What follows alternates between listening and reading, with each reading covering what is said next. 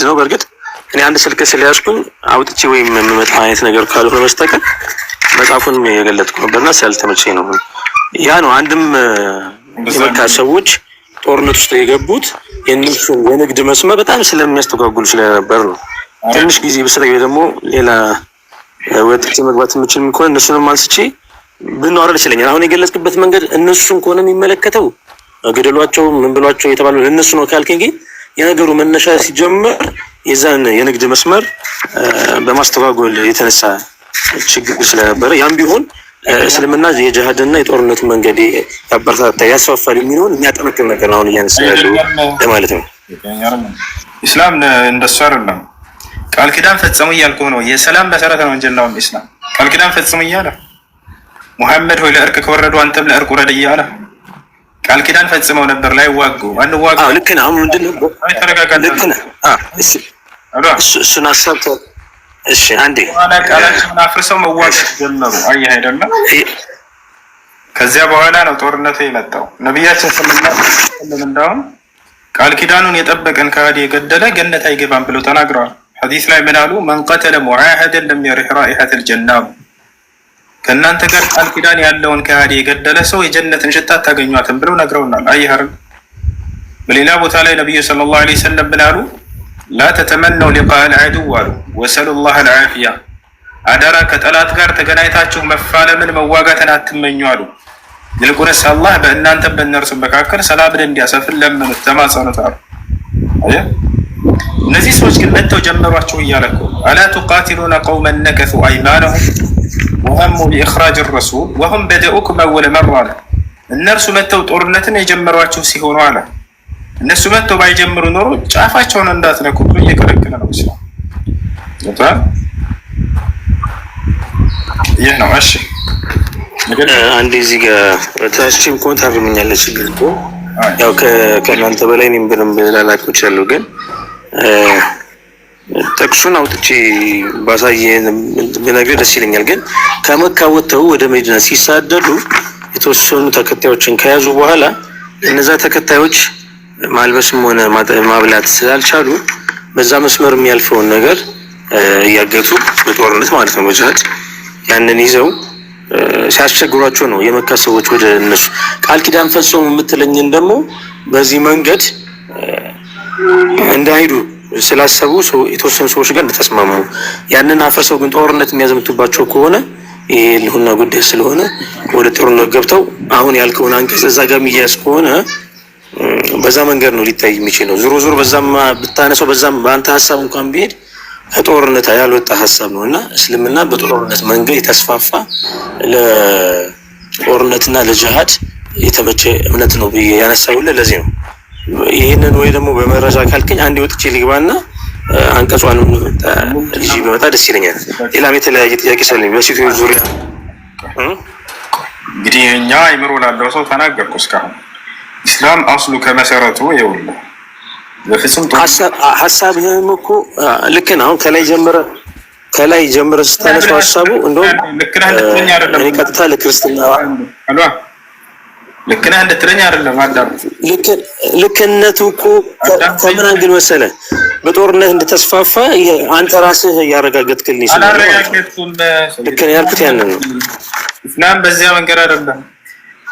ጠላትን ተገናኝታችሁ መፋለምን አትመኙ ማለት ምን ማለት ነው? እግዚአብሔር ህፃናቶችን ግደሉልኝ ይላል። ምን ትላለህ? ሽማግሌን ግደሉልኝ ካልገደላችሁልኝ በቃ ሰላም የለኝም። አልገድልም ያለውን አካል ተቀየው አዘነበት በጣም እና አውጣለት አንዴ ሰላም እንደሱ ከሆነ የምትፈልገው ና አንደኛ ሳሙኤል ምዕራፍ 15 ቁጥር 3 ላይ አውጣ። ህፃናቶችን ግደሉ የሚል አምላክ ይዘህ ሴቶችን ግደሉ ሽማግሌን ግደሉ እያለ ጨፍጭፏቸው አንድ እንዳታስቀሩ አለ። አልገልም ብሎ ሳኦል በተናገረ ጊዜ በቃ አዘነበት፣ ተጸጸተ። እግዚአብሔር የእናንተን ጨርሳችሁ ነው ተስማምተን ነው በእናንተ ተስማምተን ነው አንድ ያራዲዬ ልጅ አንድ ተስማምተን ነው ወይ በእናንተ ያና ምን ይላል? እግዚአብሔር የሚለውንም ስማ ይላል። እስራኤል ከግብጽ በወጡ ጊዜ አማሌቃውያን በመንገድ ላይ እየተቃወሙ ያደረገበትን ስለነበረ የሰራዊት ጌታ እግዚአብሔር አማሌቃውያንን ስለመቅጣት ወስኗል ይላል። ሄደህ በአማሌቃውያን አደጋ በመጣል ያላቸውን ሁሉ ደምስስ፣ ከእነርሱ ምንም አታስቀር አለ እግዚአብሔር። ወንዶችን፣ ሴቶችን፣ ልጆችን፣ ህፃናትን፣ ከብቶችን፣ በጎችን፣ ግመሎችን፣ አህዮችን ሁሉ ግደሉ ይላል እግዚአብሔር። ምን ትላለህ በዚህ ላይ? ህፃናቶችን ግደሉ እያለ ነው። ህፃናቶች ወረድ ብለህ አንብበው እስኪ ሁሉንም። ችግር የለውም አንብበው ጨርሰው ምዕራፉን ሙሉ ነው ያንብብ። እንዳውም ከወረድን የከፋ ነገር ነው የምታገኘው። ሰውየው አልገለም ብሎ እግዚአብሔር ይገልጻል። ሰውየው ከእግዚአብሔር ተሽሎ እንዴት እነዚህ ነገር ላለውኝ አለ። እዛ እግዚአብሔር ተጸጸተ እሱን በመሾም እንጂ አንድ ሳላህ አብድለት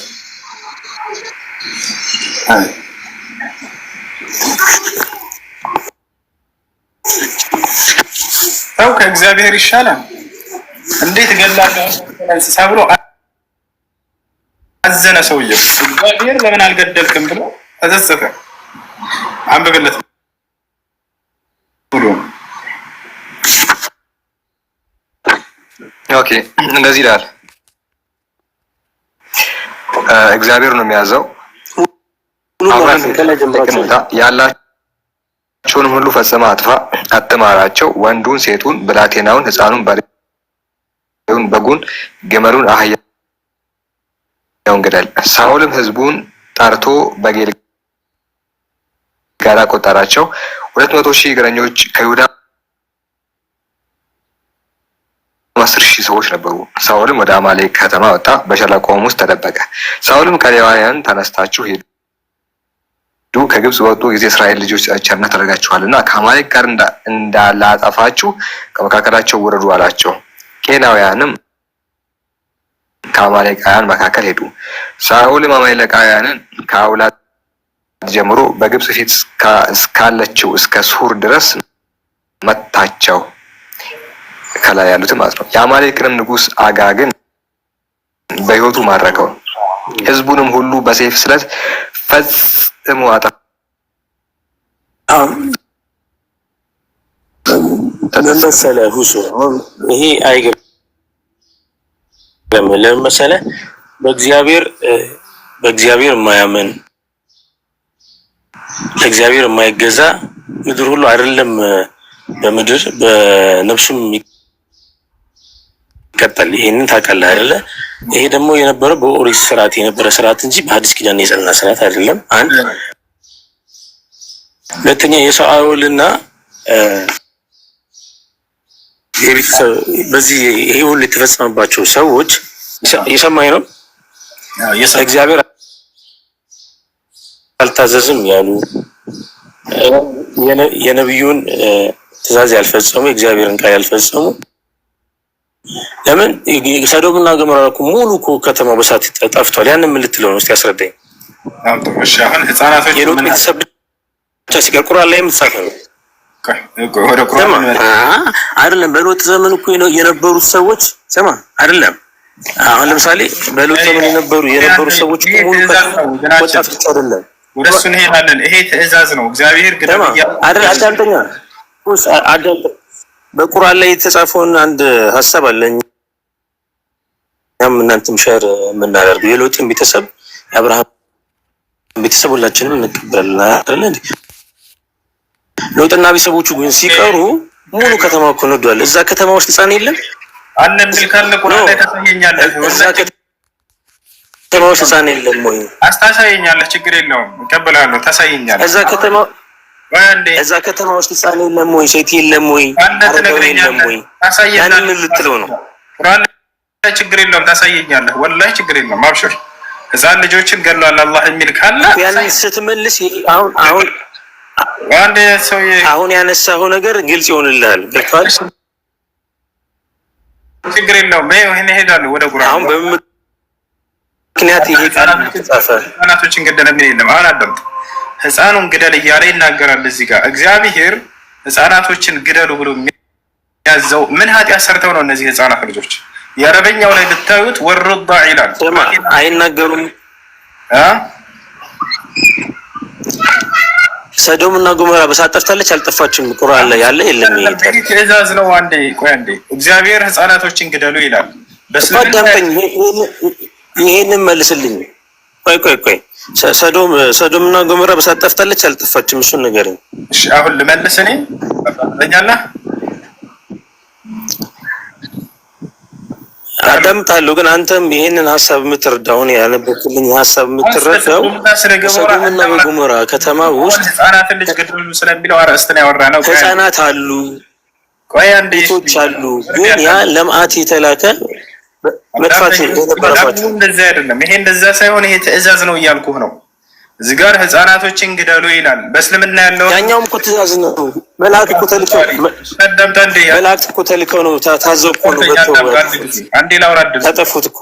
አንዴ ላውራ ድምፅ ስጠኝ። እሺ አንተ ህጻናት ነው እንዴ ነገር ሙሉ ተጠቅሞ ጠፍቷል። እናረጋጋው። ኤርሚን አንዴ ኤርሚ ይሰማሃል? ይሰማሃል ኤርሚ? ይሰማኛል ግን ማለት ነው።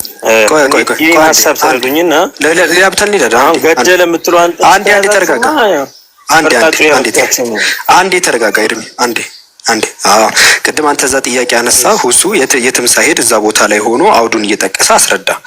ከዛ ደግሞ ሁለተኛ ጥያቄ ጠየቀ። አንተም ደግሞ እዚህ ላይ ትቁምና ቆይ አንዴ ተረጋጋ። ቆይ ኤርሚ እስልምና በጅሃድ ይስፋፋል። አንዴ ኤርሚ አንዴ ተረጋጋ። እሱ አስረዳ። ቅድም ረጅም ሰዓት ወስዶ አንተ ደግሞ እቺን ፓርት አስረዳ። ኤርሚ አንዴ መልስ ከሌለ የለም ማለት እኮ ይቻላል። ከዛ ወደ አንተ ጥያቄ መሄድ ይቻላል።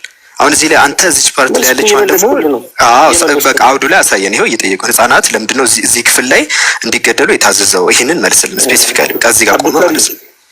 መልስ ከሌለ የለም በለን በቃ እሺ። አንዴ እኔ ስማኝ፣ ችግር የለውም። መልስ ቤተክርስቲያን አላት፣ አብሽር እንዳታስብ። ግን ምንድነው መልስ ቤተክርስቲያን ካላት ወደ መልስ ወደ መልስ ኤርሚ ወደ መልሱ እዚህ ጋር ያለውን ፖለቲካ ህጻናትን ገደሉ ነው። ወደ መልሱ አውዱ ላይ መልሳ ጆሮ ያለው መስማትን ይስማ ይላል። አዳምጠኝ፣ ችግር የለውም አብሽር። እኔ ጥያቄ ሲጀምር የጠየኩት እስልምና በጅሃድና በእንትን ይስፋፋል፣ ስለሱ መልስ ስጠኝ ብዬ ስጠይቀው ወደ ይገባ እሱን ጨረስን እኮ እሱን ጨርሷል። እዛ ጨርሰን እዚህ መተናል። አሁን እዚህ ላይ መልስ አለ። እዚህ ጋር መልስ ካለ ወደ መልሱ አሁን ላይ የምታነሱት ምዕራፍ እና የምታነሱት ሀሳብ ምንድነው የሚያሳየው? ልክ ሉጥ ቤተሰቦች ተርፈው እዚህ ጋር ስጠይቀው ጊዜ ከቁርአን ጋር ካላነጻጸርኩኝ ያላ ችግር የለውም እኔ ላነጻጽርልህ። እሺ ልንገርህ፣ እዚሁ ቃል በቃል እጥር ምጥል ባለ መንገድ እግዚአብሔር ምን አለ? ህፃናቶችን ግደሉ ይላል።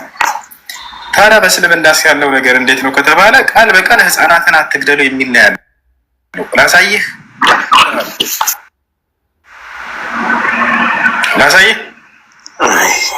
አትግደል እኮ ተብሎ ተጽፏልኛ። የኛም እኮ ኦሪት የሙሴ ግላ አትግደል ተብሎ ተጽፏል። ያ ምን ማለት ነው? ህፃናትን የግድ ማለት አለበት?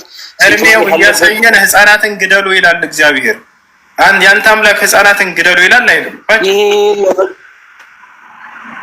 በሶዶምና በገሞራ ከተማ ውስጥ ህፃናት የሉም። ስለ ሶዶምና ስለ ገሞራ ለማለት በሳት የጠፋው ከተማ ህፃናትን ግደሉ ይላል እያልኩህ ነው። በዛን ግን ነው የምትረዳው ህፃናትን ብለህ ህፃናትን ብቻ አይደለም የምታነሳው። እሺ ቆይ አዳምጥ እንጂ አንተ ጋር ቃል በቃል ህፃናትን ግደሉ የሚል ህግ አለ። እኛ ጋር ደግሞ ህፃናትን አትግደሉ የሚል ነው ያለው። ምን ትላለህ?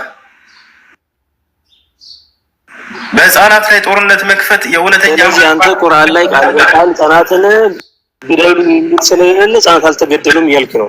አዎ ያው ነብያችን ላ ተቅቱል እምራአተን ሴትን አትግደል፣ ወላ ሰቢየን ህፃንን አትግደል፣ ወላ ከቢረን ሀረማ ያረጀንም ትልቅ ሰው አትግደል እያሉ ነብዩ ሰለላሁ ዐለይሂ ወሰለም ይናገራሉ። ያንተ እግዚአብሔር ግን ምን አለ? ህፃናቶችን ግደሉ፣ ወንድን አትግደሉ ይላል። አሁን ካነሳው የቁርአን አንቀጽ ውስጥ ወንድን አትግደል የሚል የለም። ስለዚህ ወንድን ግደሉ ማለት ነው። እንደዛ ማለት ነው። ህፃናት እያወራሉ። ኤርሚ አንዴ ያንተ አምላክ ህፃናቶችን ግደሉ ብሏል። ለሽ ምውት ለጥፋል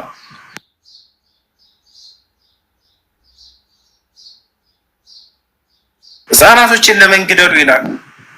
ጥፋታቸው ምንድነው? እነዚህ ህፃናት ልጆች ህፃናትን መግደል የትክክለኛ አምላክ ባህሪ ነው። የሰው ከተማ ሲጠፋሽ አንድ ጥያቄ የኔን ጥያቄ ኤርሚ ይኸውልህ አንተ አሁን ወደዚህ ያልክ ነው አባሮሽ ማለት ነው። ወዛ ጥቅስ ላይ ቆመ ለምን አሁን እዚህ ክፍል ላይ ለምንድን ነው ህፃናትን እግዚአብሔር ገደሉ ያለው? ስፔሲፊካሊ የዚህ ምክንያት ብቻ ነገር እዚህ ላይ ማለት ነው የተነሳው የመጽሐፍ ቅዱስ ክፍል ላይ ህፃናቶቹ ግደሉ ያለበት ምክንያት ምንድን ነው? ይሄን ብቻ ነገር ልክ ሰዶምና ጎሞራ ህፃናት እንደጠፉ ሁሉ ይሄም ለቅጣት ታዞባቸዋል። ህፃናቶቹ እዚህ ለምንድን ነው የጠፉት? እዚህ ክፍል ላይ አንዴ እዚህ ክፍል ሰዶምና ጎሞራ ሌላ ስቶሪ ነው። እዚህ ክፍል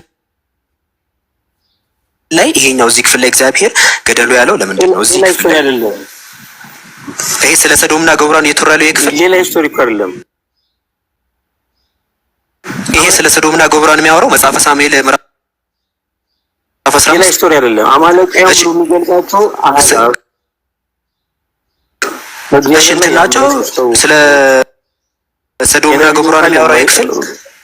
ይሄ የሚያወራው ስለ እነሱ ነው። ስለ ሰዶምና ጎሞራ ነው የሚያወራው። ይሄ በጣም ተመሳሳይ ነው።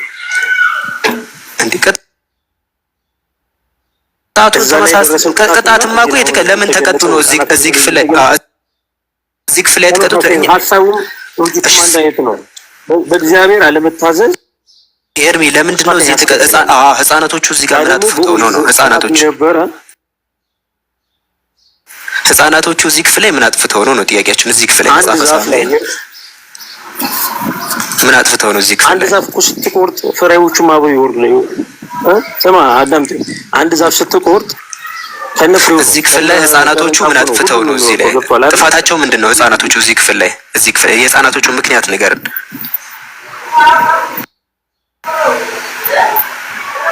ያንን መልስ ደግሞ ቁርአን ላይ ታገኘዋለህ። ሰዶምና ጎሞራ ምን ከተማ ሲያጠፋ ህፃናቶቹ ምን አድርገው ነው ያጠፉት? ምን አጥፍተው ነው? ያንን መልስ እኮ እያልኩህ እኮ ነው። እዛ አባሮሽ ኧረ እባክህ እዚህ መጽሐፈ ሳሙኤል ላይ ጀለስ እዚህ ክፍል ላይ ቤተክርስቲያን ተዋይ ሳሙኤል መጽሐፍ ላይ መልስ የላትም።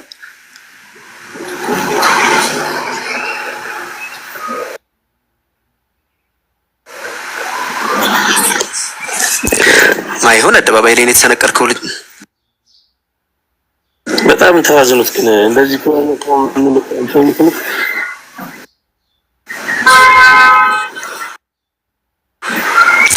ሁሱ በቃ ተመለስ፣ እጅ ሰጥቷል።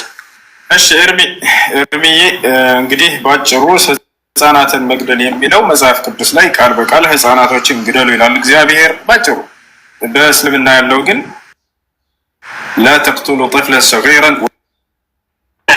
ولا شيخا كبيرا ይላል ነብዩ መሐመድ ሰለላሁ ዐለይሂ ወሰለም ምን አሉ? አደራ ህፃናትን አትግደሉ፣ ሽማግሌን አትግደሉ ብለዋል። እንደ ክርስትና ግን ሴቶችን፣ ህፃናቶችን፣ ሽማግሌን ይላል። እንግዲህ ምርጫ ያንተ ነው። ያው እና እያሰመረልን ሐዲስ ላይ ነብዩ መሐመድ ሰለላሁ ዐለይሂ ወሰለም لا تقتلن امرأة ولا صبيا ሴትንም ሆነ ህፃንን እንዳትገድል አሉ። ولا كبيرا حرما ያረጀንም ሽማግሌን አትግደል አሉ።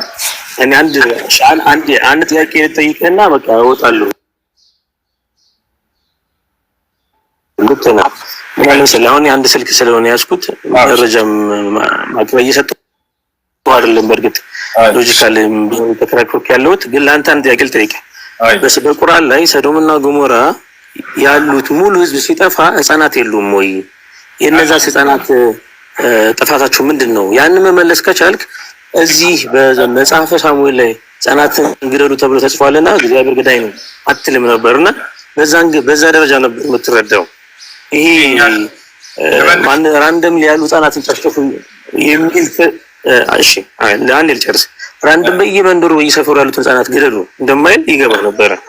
ያንን እስቲ አስረዳኝ። ሰዶምና ጎሞራ ላይ ቁርአን ላይ የጠፉት ሰዎች ህፃናት የሉም ወይ? ሴቶች የሉም ወይ?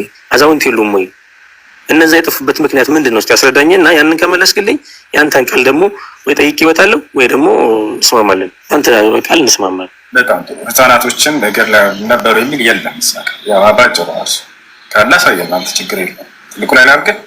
ስለዚህ ሰዶምና ጎሞራ ላይ ህፃናት አልነበሩም፣ ወጣቶች ነበሩ ሙሉ የጠፉት ማለት ነው። ህፃናቶች ነበሩ የሚል አንተ ካልከና ሳይሆን ችግር የለም ትልቁ ላይ ላድርግ።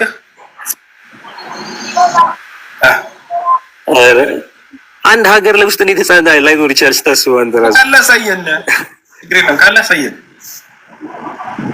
መድረኩን አንተ ውሰድ ልቁ ላይ አድርገህ ይሄ ጭፍን ነው ይሄ ጭፍን ክላስ እኮ ሁሱ እዚህ ላይ እኮ እኛ መመንት ማድረግ እንችላለን። ባይዘው ኤርሚ እዚህ ላይ ለዚህ መልስ አለን እኮ ባይዘው ህጻናቶች አሉ እንኳን ቢባል መልስ አለን። ከምን አንፃር ካልከኝ ምክንያቱም ይሄኛው የተበላሸው ሀሳቦት ባይዘው ጄኔቲካሊ ትራንስፈር ይሆናል። ባይዘው የጄኔቲክ አልተር ከሆነ ይሄኛው ሀሳቦት ለምሳሌ ይሄ ጌዮችን ካያቸው እኛ ተፈጥሮ እንደዚህ ነው ውስጣችን የሚያስበው ይላሉ። አንደኛው ሰው አንተ እንደዚህ ከተበላሸ